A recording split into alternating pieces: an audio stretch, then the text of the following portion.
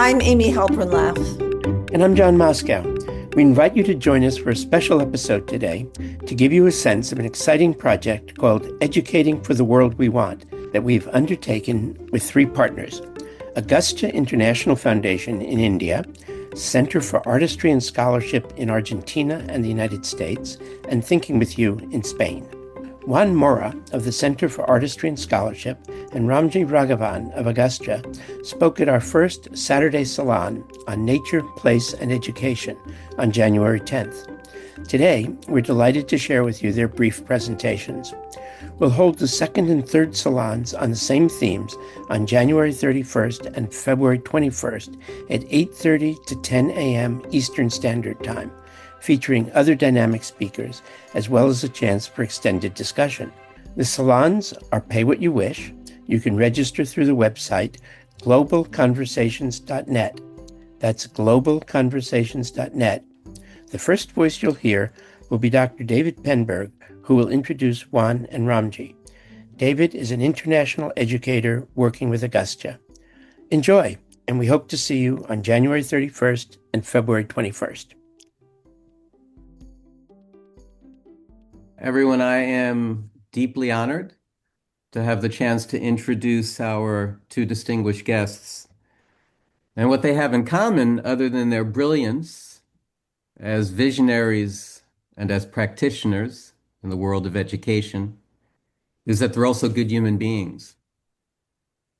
And by that I mean what the poet Rilke calls having a beginner's mind. They are both astute listeners. They ask thoughtful questions as a way of understanding, and they're driven by a lifelong sense of curiosity.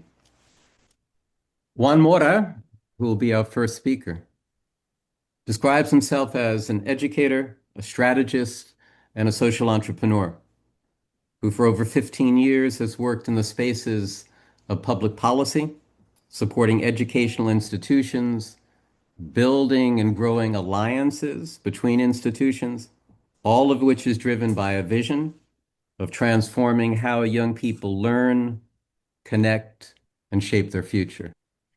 Thank you very much, David. And thanks, everyone. It's so lovely to have an opportunity to meet in this space with caring folks from all over the world. We have similar concerns, similar dreams, similar work, and I venture to say similar fears about what is happening in many parts of the world and to humanity in general. I don't think we can separate what happens to one group of human beings from what happens to humanity as a whole. And yet I'm hopeful, and I hope that what I bring today is the possibility to share some of that hopefulness. Before I actually start, I'd like all of you to think about, if you will, about what you love most from nature. And you don't have to say it, you can just thinking and bring it to your awareness. When you think about nature, what do you most love about nature? And this is just for you. And as you look at the questions that were posted in the chat, perhaps I'll start with the word reciprocity, because so much of what we do with the Center for Artistry and Scholarship, when we help schools transform or when we help schools start anew, whether we do it in the United States or in Romania or in Argentina or in Uruguay or in Mexico, and I'll share some of these experiences. Really, what we bring to the front is always the urgency that we have to do and to be in relationship to each other and with each other. And I really don't think that anything happens outside of the form or the structure of relationship. And when we think about nature, if you think about it, nature only is in relationship to. And by the way, when you thought about what you love most from nature, I urge you to say that you probably did not think about the human being, because we've been so trained to think ourselves separate from nature. I've asked this question hundreds of times, if not thousands. I've never heard someone say, I love human beings. Not that we don't love human beings, we just don't think of us in the context of nature. And I think that in some ways has been by design. So when we design schools, I'll briefly talk about our experience in Córdoba, in central Argentina. We invite people to reimagine everything that a school can be and everything that learning can look like. So if schools did not exist the way they do, and they were intentionally designed to fulfill a purpose, what might you imagine a school to be like if you had to start from zero? And that's usually our starting question. What school would you do today? What school would you do here? What school would you do now? And what school would you do for this group of families and of children? I'm hopeful because increasingly more people ask us to help design experiences, and experiences that are rooted in place and experiences that are rooted in nature. So I specifically thought that I would share the experience of Umepay, which is a community in Córdoba, in really central Argentina, where about 200 families live together intentionally, and they needed to design a school for about 30 of their children going into first and second grade. And so when we started our work, we took them out to the river, and in the most beautiful valley you can imagine, with a forceful river of ice cold water flowing through this valley where they live. And as the adults got together in a circle and we were planning our design session, I looked around at all of these kids, the kids that would be schooled and other kids who were older and other kids who were younger, were running around, and some were climbing rocks, and some were climbing trees, and some were creating swords to have sword battles, and some were digging in the ground. And a group of kids were teaching another group of kids how to do paper airplanes with the paper stacks we had brought for our design session. And all sorts of things were going on. And so I asked the parents in the group who would be designing the school to just spend half an hour taking notes of everything they saw. And in those 30 minutes, these kids designed worlds and they destroyed them, and then they rebuilt them. And they learned from each other, and they were running around, and they were sitting down, and they were calm and quiet, but they were also excited and dangerously audacious. And we brought the session back together, and we said, we're going to design a school for these kids. Whatever we do has to be able to offer a heightened experience than that experience which they already have. We cannot design a schooling experience that will bring them outside of this beautiful natural context and lock them inside a classroom to do what we have always done and what we've been used to doing. That does not make any sense. And so we decided to look at a project-based expeditionary model. But what we did was something really interesting, because there are so many resources in this community. So we designed a very simple structure where every 5 weeks, kids would go through an expeditionary process. And the first expedition was going to be the vegetable garden. No particular reason. We just thought that was a very good starting point. So these kids in first and second grade designed their vegetable beds, and they designed and thought about the plants that they wanted to bring to these vegetable beds. And they did all the work themselves. And as they were doing this over 5 weeks, we did some of what the formal curriculum asks of us. We did some math and we did some writing and reading, but all the words were words that belonged to the realm of the vegetable garden and the natural world. And they were contextualized. And all the math we did belonged to the realm of seeds and counting seeds and weighing soil and doing whatever we could do with numbers in the world. So at no point did kids ask, why are we doing this? At no point did any of this feel external to the action-driven project they were engaged in. And they finished their beautiful vegetable garden, and they presented it to the community of parents and guests. But then, of course, we needed to bring water to the vegetable garden. So we started weaving a kind of a macro story that would bring all of these experiences together. So if the first expedition was the vegetable garden, the second expedition would be water. And once water came, with water came the bugs and the insects that ate through all the beautiful plants they had planted. So the third expedition was insects.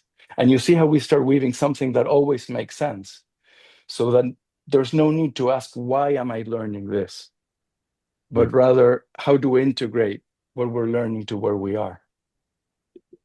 And I start with this story because it seems to me that in order to understand and how to shift our sense of how we relate to nature,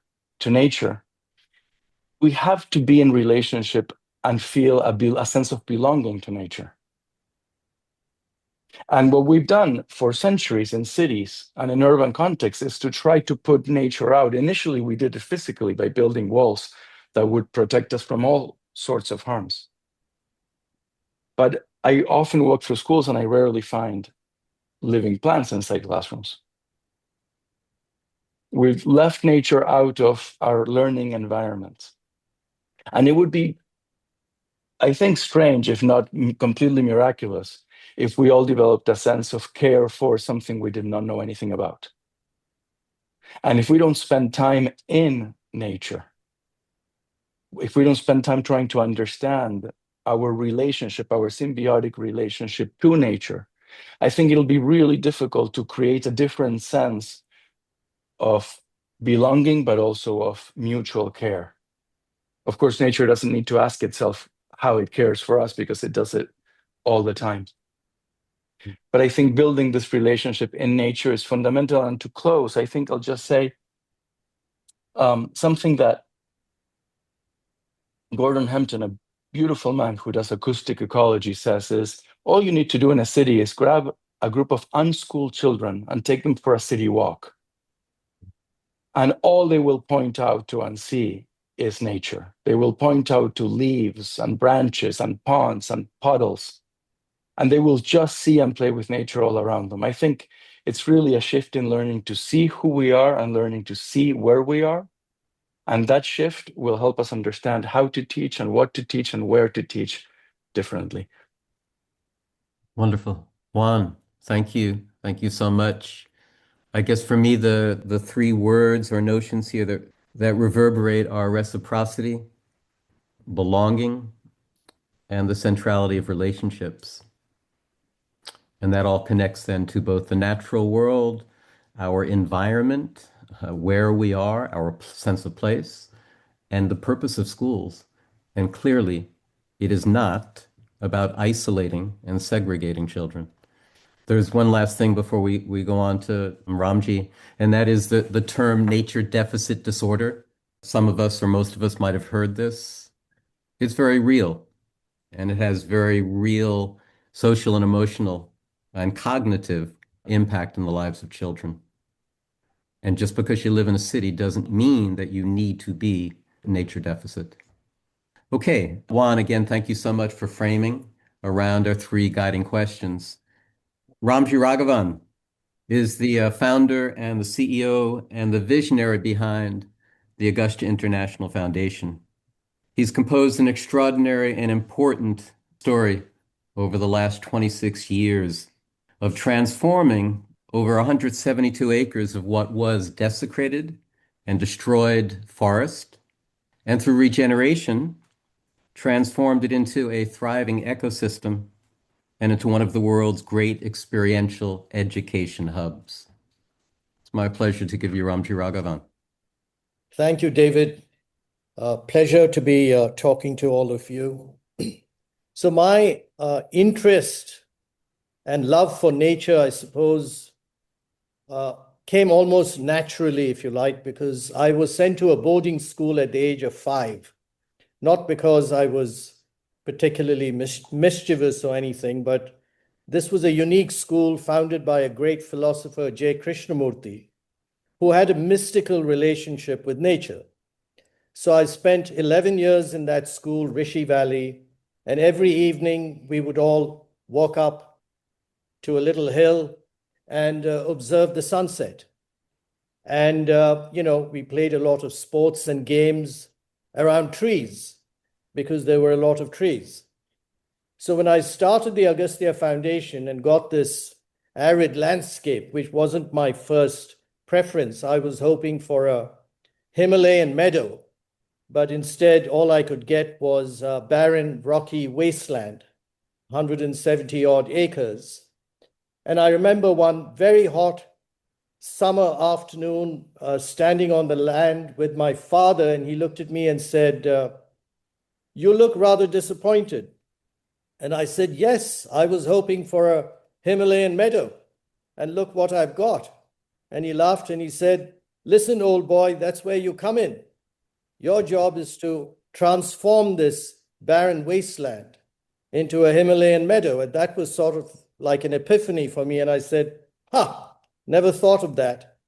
And I should have given my background. So I said, we need to create an ecological preserve, whatever that meant. And over the years, I managed to attract some environmentalists, conservators of forests, and so on. And they took on the job, because this was not just about doing something nice. There was a lot of science in it.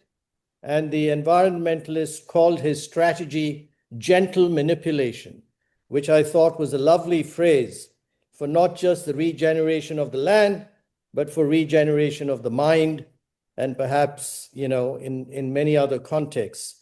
So today we have a campus, besides all the science and arts and experiential learning centers, a large open-air ecology lab with about 600 species of plants, herbs, shrubs, 70 odd species of butterflies, nearly 600 species of moths. And I'm rattling off these numbers to you because we actually had somebody come and study all this and write a few books on what they found. So that's sort of the ecological transformation. But the important thing is, how do we get the Agastya staff, the ignaters, as we call them, our teachers, and the children, learn from nature? So nature-centric learning over the years has become very important. One, from a purely scientific basis, nature happens to be the greatest laboratory. There's a lot of science you can learn from it. So when children come into our labs, they're very exciting, interesting. Whenever possible, they're taken outside the classroom, tons of nature around, and they learn chemistry from a pond, or from studying the soil, or photosynthesis from doing experiments out there in nature. Same thing for the arts. We send the students out to observe and then come back and draw from their observations. You can learn math from nature. So there's a lot of learning in terms of the traditional subjects that one can acquire through questioning, observation, experimenting, making unusual connections in a natural environment. And then we have the famous eco walk, morning eco walk, where an ecologist takes visitors and students on a walk explaining the medicinal value of different herbs and plants. Indian Ayurveda is a very old tradition, and we've developed these concept gardens and an extensive vocabulary and research on the medicinal value of different herbs. So to make it interesting, we created a giant-sized figure. It's half man, half woman. It's probably 100 feet tall on a hillside, on which we've planted different herbs that are good for those particular organs. So visitors and children can actually walk on these figures and learn in a very experiential way the value of these plants. The other thing we're doing is what we call vanasnanam in Sanskrit. The English equivalent would be forest bathing. So we have created spots in the forest, which is now the campus, where people can go and sit and just literally bathe in nature and think or meditate or just keep quiet or listen to the sounds of nature. So creative learning and creative being are two things that we're really focused on. we're also developing a lot of nature-inspired exhibits. For example, we're building a 20-foot tall termite hill. I'm particularly interested in termites because of the concepts of emergence and complexity and all of that. And I'd like actually the foundation to be a self-organizing system. So I said, let's investigate termite hills. And then we said, let's just build a giant-sized termite hill so children can walk in and actually get an immersive experience of what it might be like to, if not be a termite, at least to understand how termites live. So you can extend that concept, and now we're going to also build a giant-sized beehive.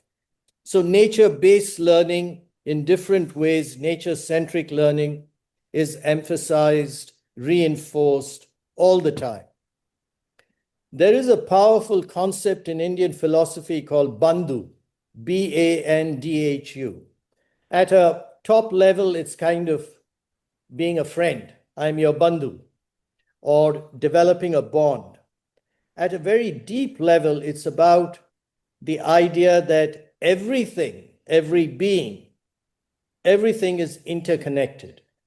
In fact, in Indian philosophy, almost everything is a manifestation of something divine. Hence, you'll find in India sometimes people worshipping a rock or a tree or whatever. And what that breeds is a real connection with the environment.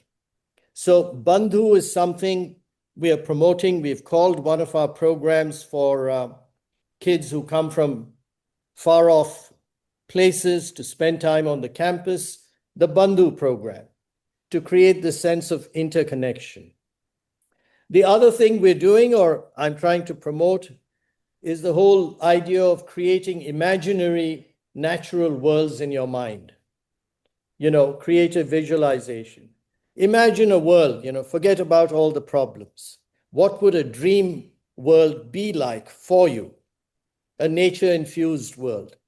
And from there, you get a lot of concepts and lots of ideas. And many of them have been hiding in plain sight. For instance, we are surrounded by rocks, not on campus, but near the campus. And we never thought, we could do something with rocks.